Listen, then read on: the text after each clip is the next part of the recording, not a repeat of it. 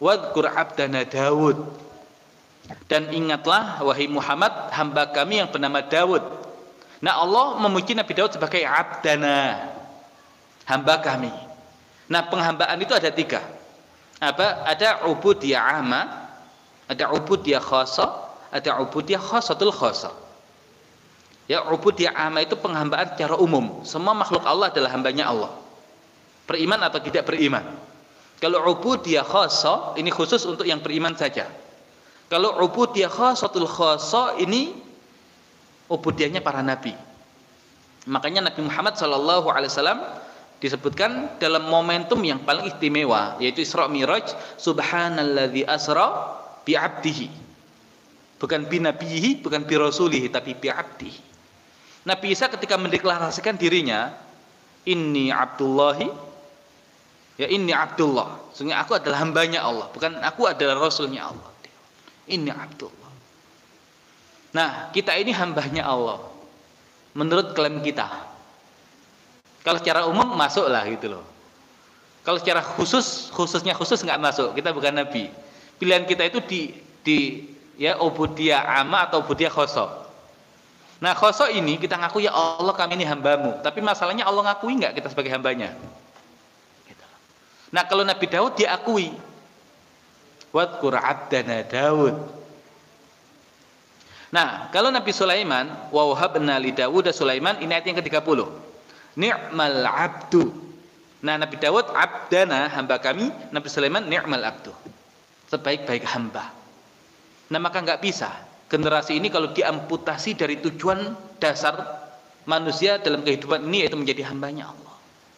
Makanya kenapa kemudian wa ma khalaqtul jinna wal insa illa liya'budun, itu harus ditanamkan sejak awal bahwasanya dunia ini adalah negeri di mana kita sedang diuji oleh Allah, ya untuk mengumpulkan bekal amal, maka setiap waktu kita harus bernilai ibadah.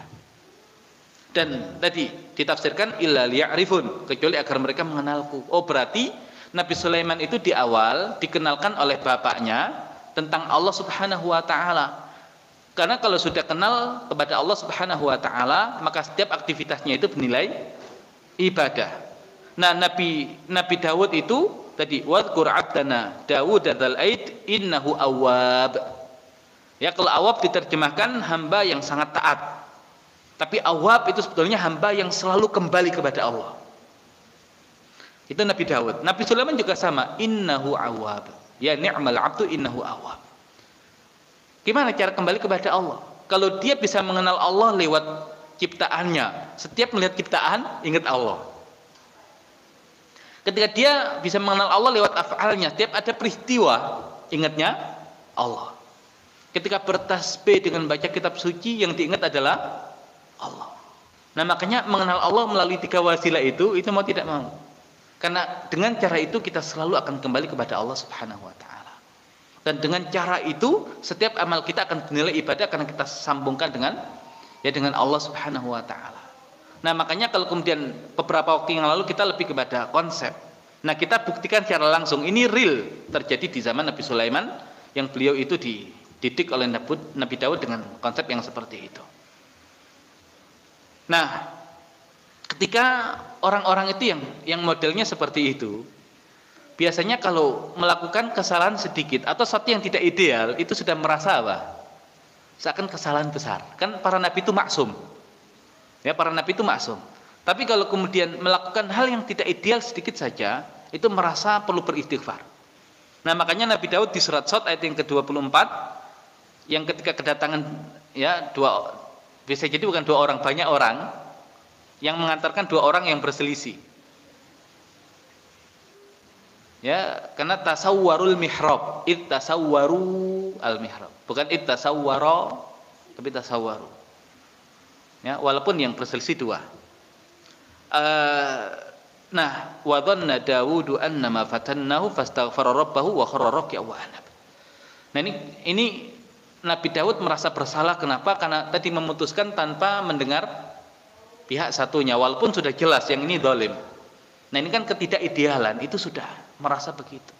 Makanya orang yang dekat kepada Allah, ketika dia menghukumi sesuatu kok tidak adil, bahkan adil tapi kurang ideal, itu sudah merasa bersalah. Nah, hari ini kalau kita bicara masalah peradaban, itu Keadilan itu nggak bisa ditawar. Bahkan suatu yang paling kecil itu juga harus adil. Kalau terhadap yang kecil saja sudah tidak bisa adil, gimana terhadap satu yang besar? Ya akan pernah bisa adil. Ini masalah kepekaan. Ya, masalah kepekaan. Dan orang yang peka itu adalah mereka yang memang selalu menyambungkan dirinya dengan Allah. Karena khawatir kalau ada yang sampai dizalimi itu. Nah, Nabi Sulaiman juga sama. Walaqad fatanna Sulaiman wa alqaina ala kursiyhi jasadan tsumma anab. Nah, ini kasus ketika Nabi Sulaiman itu tidak mengatakan insya Allah. Ya, sehingga enggak lahir seorang anak pun dari para istrinya, lahir pun ya anak yang cacat yang sudah meninggal. Jadi fitnahnya itu bukan karena kasus kuda itu, bukan. Itu Israiliyat. Enggak begitu nanti cara melihat dan memandangnya. Nah, berarti yang terpenting tadi ilmu ya, karena Nabi Sulaiman itu hasilnya adalah menjadi hamba, hasilnya itu selalu kembali kepada Allah. Kemudian ketika berbuat tidak ideal sedikit saja, merasa kemudian perlu beristighfar tadi. Bahkan ya tersungkur menghambakan diri di hadapan Allah. Nah, kemudian gimana sih yang harus dimasukkan dulu tadi ilmu berarti. Makanya walaqad ataina Dawuda wa Sulaimana ilma wa qala alhamdulillahilladzi faddalana ala katsirin min ibadihil mu'minin wa waritha Sulaimanu Daud. Jadi yang perlu diwariskan oleh seorang ayah kepada anaknya itu bukan harta, bukan kekuasaan, tapi ilmu. Makanya para nabi pun mewariskan ilmu kepada para ulama, bukan harta. Bahkan dikatakan nahnu ma'syarul anbiya lam nuwarith. Kami para nabi itu tidak mewariskan harta maksudnya. Ya, tidak berharga bagi para nabi. Jadi sedekah itu, tapi yang diwariskan adalah ilmu. Nah, ilmu tentang apa? Ya, pertama ilmu tentang Allah dulu. Yang kedua baru ilmu tentang perintah dan larangan Allah. Baru ketiga ilmu tentang ciptaan Allah. Nah, ini prosesnya seperti itu. Nah, kemudian kalau kemudian sudah mengenal Allah, ujungnya apa? Gimana kita terangkan? Kalau seorang hamba itu mengenal Allah dan dia tahu Allah itu menjalin hubungan dengan hamba-hambanya dengan ucapan alhamdulillahirabbil alamin, berarti ujungnya apa? Kesyukuran. Makanya para nabi ulul azmi itu kan dipotret sebagai sosok yang banyak bersyukur. Ya, Nuh itu innahu kana 'abdan syakura, surat Al-Isra. Nuh itu adalah hamba yang banyak bersyukur. Kalau kemudian Nabi Ibrahim di surat An-Nahl, syakiran li an'umih ijtabahu wa hadahu ila siratim mustaqim. Nabi Muhammad sallallahu alaihi wasallam dikatakan afala akunu 'abdan syakura. Karena kalau sudah mengenal Allah, bersyukur. Kalau sudah bersyukur, itu nanti mudah untuk beribadah. Ibadah itu tidak jadi beban.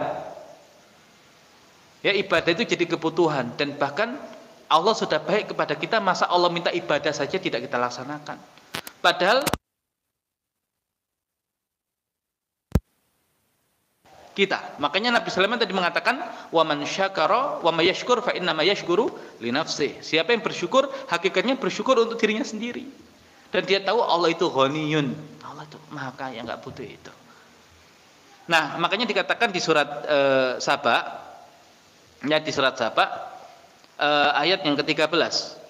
I'malu ala Dawud syukra. Dan Allah katakan i'malu ala Dawud, bukan ahla Dawud. Berarti Nabi Daud itu bisa menjadikan keluarganya itu sepemikiran dengan beliau. Ya, sevisi dengan beliau. Ini hebatnya Nabi Daud. Raja, tapi kemudian bisa mengontrol keluarganya untuk punya visi yang sama. Nah, makanya Allah sebutnya ahla Daud, bukan ahla Daud. Kalau ahl sekedar hubungan nasab. Tapi kalau al itu bukan nasab. Lebih dari itu, kesamaan, ya, kesolehan, ketaatan dan yang lain-lain itu sama seperti Nabi Daud.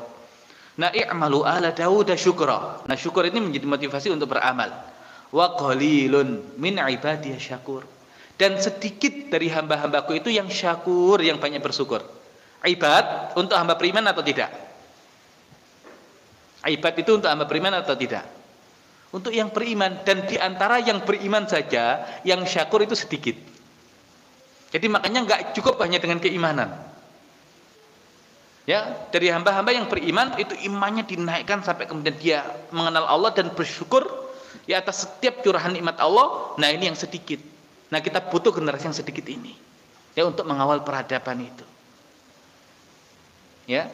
Nah, syukur dan motivasi ibadah ini kan doa yang Nabi ajarkan kepada sahabat mulia Mu'ad bin Jabal sebagai bukti cinta beliau kepada Mu'ad. Ya, doanya apa? Allahumma a'inni ala dzikrika wa syukrika wa husni ibadatik. Ya Allah, tolonglah aku untuk zikir kepadamu. Zikir itu enggak selalu apa namanya? Zikir. Ya sama, kita itikaf tuh zikir enggak harus kemudian zikir begitu. Ya sama seperti kemudian salat subuh berjamaah, kemudian duduk zikir sampai kemudian syuruk. Itu kan kalau kita lihat praktek di zaman Nabi kan kajian ilmu gitu. Bukan zikir sekedar membaca kalimat thayyibah gitu loh. Ya walaupun kalau iktikaf Nabi memang tidak banyak melakukan aktivitas keilmuan karena tiap hari sudah ilmu gitu loh. Lah kita tiap hari enggak pernah berilmu, disuruh zikir enggak nambah-nambah ilmunya. Dalam artian zikir yang sekedar kalimat thayyibah. Ya justru momentum kemudian kita di sini ya bentuk zikir kita bentuk yang lain. Ya bukankah majelis zikir itu adalah majelisnya orang-orang yang mengkaji ilmu? Bukankah fas'alu ahla dzikri in kuntum la ta'lamun adalah para ulama yang dalam ilmunya? Ya jadi ilmu yang dibarengi dengan zikir, kedekatan dengan Allah. Dan zikir itu para nabi itu kan selalu zikir kepada Allah, makanya tersambung, makanya maksum. Nah kita ini kan nggak selalu tersambung, tapi kita bisa mengupayakan selalu tersambung tadi. Lihat ciptaan Allah, ingat Allah. Ya lihat peristiwa, ingat Allah. Baca Al-Quran, ingat Allah. Nah ini bagian dari zikir. Nah makanya zikir ini yang ketika seseorang itu ada keinginan berbuat maksiat. Ya wa idza fa'alu fahishatan aw dzalamu dzakarullah fastaghfaru lidzunubihim. Ya namanya manusia bukan nabi, ada keinginan untuk berbuat yang keji dan kezaliman, tapi ketika itu ingat Allah, dan kalau ingat Allah langsung istighfar. Ya, karena tersambung dengan Allah tadi. Nah, aini ala dzikrika, dan dari zikir itu apa tadi? Wa syukrika, kesyukuran. Ya, karena kita tahu setiap yang Allah hadirkan kepada kita adalah kebaikan, syukur, dan kesyukuran ini yang kemudian wa husni ibadatik, memudahkan kita untuk ya bisa ibadah dengan maksimal kepada Allah. Jadi kalau belum bisa bersyukur kepada Allah, itu ibadahnya sulit. Ya, fikirnya fikir fatwa. Tapi kalau sudah kenal Allah dan bersyukur ya atas nikmat Allah, sudah sampai level ihsan, nah ibadahnya itu ibadah takwa. Nah, kita lihat ibadahnya Nabi Daud, level fatwa atau takwa ini. Ya dikatakan dalam hadis ya Bukhari Muslim, ahabbu shalah ilallahi salatu Daud alaihissalam. Salat yang paling Allah cintai adalah salatnya Nabi Daud alaihissalam. Ini raja loh ini. Ya. Wa habbu siyam ilallahi siyamu Daud. Dan puasa yang paling Allah cintai puasanya Daud. Ini puasanya raja. Wa kana yanamu nisfal lail wa yaqumu thulutha wa yanamu sudusah. Jadi Daud itu dulu kalau tidur itu setengah malam. Tidur dulu. Kemudian salat malamnya itu sepertiga malam. Nah, sisanya berapa? Ya 1/6 itu untuk tidur lagi. Ya jadi setengah tidur, sepertiga sholat, sisa 1/6 tidur lagi. Ya ini sholatnya Nabi Daud. Ya walaupun nanti Nabi mencontohkan yang lain. Ya Nabi itu kan mepet banget kan, sholat itunya dengan apa namanya? Waktu subuh minimal tadi adzan yang pertama. Minimal tidurnya itu tidur apa? Enggak sampai 1/6 malam. Ya tidur ayam lah gitu. Ya makanya kalau Pak Gatot itu kan baru salam itu kalau langsung ke belakang itu mengikuti sunnah Nabi tadi itu. Ya tidur dikit itu loh, tapi nggak bablas ya kita. Nah ini Nabi Daud begitu, ibadahnya begitu. Kemudian kalau puasanya wa yasumu yauman wa yuftiru yauman. Sehari puasa, sehari berbuka. Ini raja bayangkan, hartanya banyak, istrinya juga banyak, puasa. Nah, ini iktikaf saja sering pulang. Gimana bangun peradaban itu kan? Ini Nabi Daud.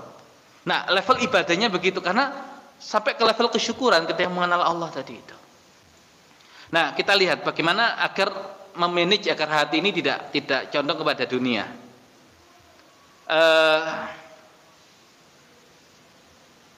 Nah, ya sifat zuhud di hadits Bukhari dikatakan ma'akala ahadun ta'aman qat khairan min ayyakula min amal yadihi. Tidaklah seorang memakan makanan lebih baik melebihi makanan yang dia makan dari hasil kerjanya sendiri. Nah, makanya ini anak-anak harus punya keterampilan hidup. Dari keterampilan itu bisa menghasilkan bahkan minimal untuk makan dia dan keluarganya lah gitu loh. Wa inna nabiyallahi Daud alaihissalam kana ya'kulu min amali yadihi.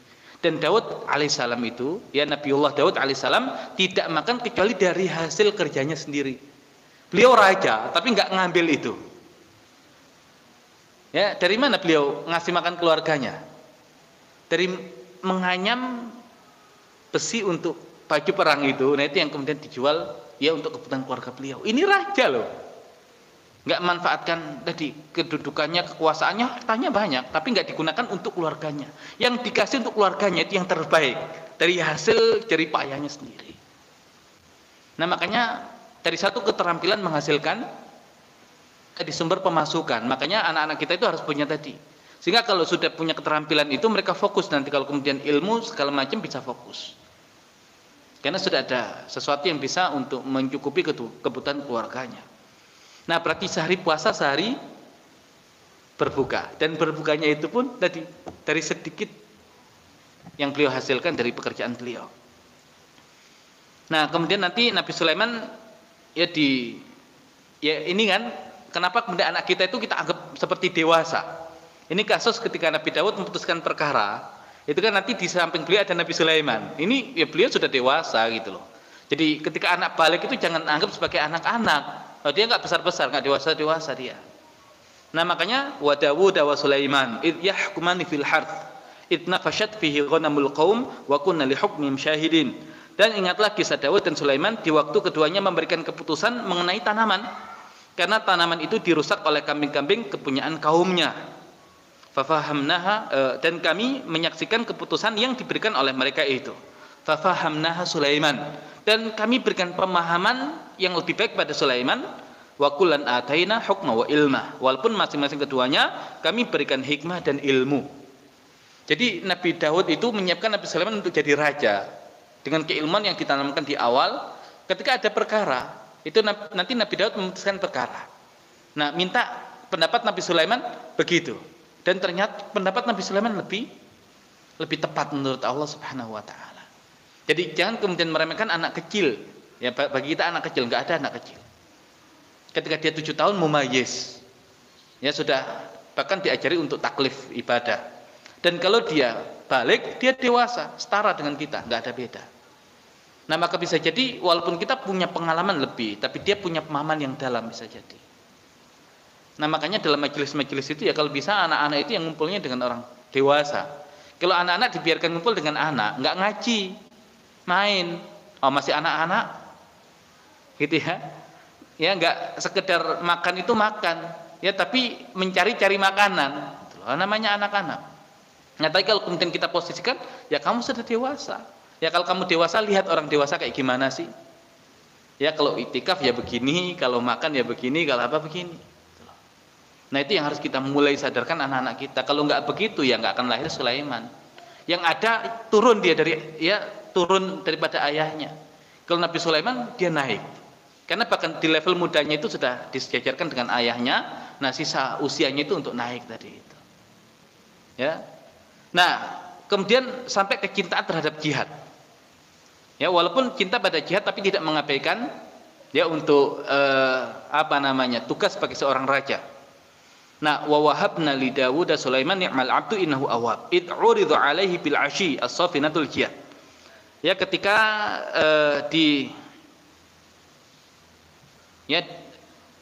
ketika di suatu sore dipertunjukkan kepadanya as-safinatul jihad. Ya, kuda-kuda yang berdiri dengan tegak, itu as-safinat itu kuda yang ketika berdirinya itu satu kaki depannya diangkat. Itu posisi yang paling luar biasa dari kuda. Al-jihad dan larinya kencang. Nah, kenapa muncul waktu sore? Kenapa muncul waktu sore? Bukan kemudian lupa nggak salat asar, itu Israiliyat. Kenapa muncul waktu sore? Karena waktu pagi dan siangnya digunakan untuk menghukumi rakyatnya. Nah, sore baru digunakan untuk tadi. Jadi beliau itu tidak pernah mengambil hak rakyatnya. Ngurus negara, jihad. Nah, ini pengorbanan waktu. Jadi kalau kemudian kita hanya, saya nggak mau belajar, kalau nggak waktu wajib. Nah, jangan pernah berharap lahir Sulaiman. Nah makanya kenapa kita bikin diskusi itu malam, itu di luar waktu wajib, ya untuk menguji apa yang bisa kita korbankan gitu loh. Itu jihad kita hari ini, ya jihad ilmu, karena peradaban dari ilmu. Nah Nabi Sulaiman tidak mengambil waktu pagi atau siang, bahkan sore yang itu harusnya beliau pulang, tapi justru itu beliau gunakan untuk ya mengecek kuda-kudanya. Nah ketika lihat kuda itu, faqala inni ahbabtu hubbal khair an dzikri rabbi. Kalau terjemahannya kan aku terlalaikan dari kuda itu, enggak. Maka ia berkata, sungguh aku menyukai harta dunia, itu kuda, karena sebab mengingat Rabbku. Jadi lihat kenikmatan yang diingat adalah Allah, bukan malah lalai dari Allah. Kan beliau tuh awab, dikit-dikit ingat Allah. Makanya Israiliyatnya justru dipelintir. Gara-gara kuda lupa sholat asar. Dari mana kita tahu ada sholat asar? Oh ada waktu sore gitu kan. Tapi sore bukan itu sentuhan penjelasannya. Ya jadi saking awabnya melihat kenikmatan pun ya bawaannya itu zikir kepada Allah. Dengan cara apa? Dengan cara bersyukur. Kalau bersyukur dengan cara apa? Memaksimalkan apa yang Allah kasih itu. Dan untuk apa kuda-kuda itu? Untuk jihad.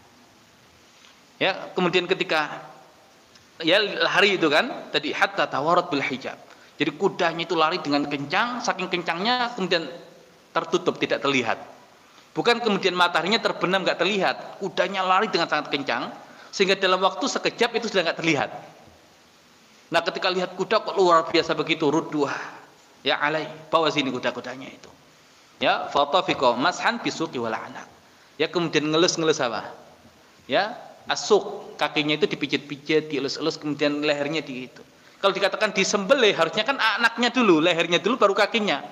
Kan nggak mungkin dipotong kakinya dulu baru disembelih gitu loh. Ini kan urutannya kakinya dulu yang dielus-elus itu, baru kemudian lehernya dielus-elus. Nah ini bagian dari rahmat. Kalau orang mengenal Allah akan rahmat pada makhluknya Allah. Apa salah kuda sehingga dia harus disembelih? Itu tidak rahmat. Nah makanya ini efek Israiliyat itu luar biasa merusak akidah itu. Dan memalingkan kita dari petunjuk Allah Subhanahu wa taala. Makanya nanti secara konsep berkisah itu nggak bisa sembarangan. Kisah mana yang kita ambil? Al-Qur'an. Bagaimana model bertuturnya? Al-Qasas. Sumbernya valid, cara bertuturnya Al-Qur'an. Bukan kemudian bertutur versi pendongeng. Sama saja. Itu bukan peradaban. Ya, nah ini keluarga Nabi Dawud. Jadi kurikulum yang kemudian kita bahas selama ini, ada nggak contoh di masa lalu? Dan sampai sejauh mana sih pencapaiannya? Nabi Sulaiman. Nabi Sulaiman. Nah perkara kok kita tidak sampai ke situ ya tadi. Ya bukan karena konsep yang kemudian tidak tepat, ya kita yang belum maksimal menjalankan konsep itu. Makanya perlu dikawal, ya perlu kesungguhan, tapi kita tahu mana medan pertarungan kita dengan orang-orang kafir. Ya medannya adalah ilmu yang ketiga. Ilmu tentang ciptaan Allah. Tapi ya bagaimana kemudian kita bisa memaksimalkan Al-Qur'an kita? Ambil ilmu ini dulu, tapi dengan syarat ilmu pertama dan keduanya sudah masuk ke ilmu ini, baru gali dari Al-Qur'an, Allah akan menunjukkan sesuatu yang banyak. Yang legitannya itu tadi. Ya seperti Lailatul Qadar. Ya, khairun min alfi syahr. Mereka ngaji berpuluh-puluh tahun, kita ngajinya sebentar langsung melejit. Karena Allah simpan itu di Al-Qur'an rahasianya. Tapi kalau kita tidak punya kuncinya, ya nggak bisa buka kita. Akhirnya Al-Qur'an cuma jadi tempelan doang, nggak kebuka apa-apa. Nah itu proses yang harus dijalani.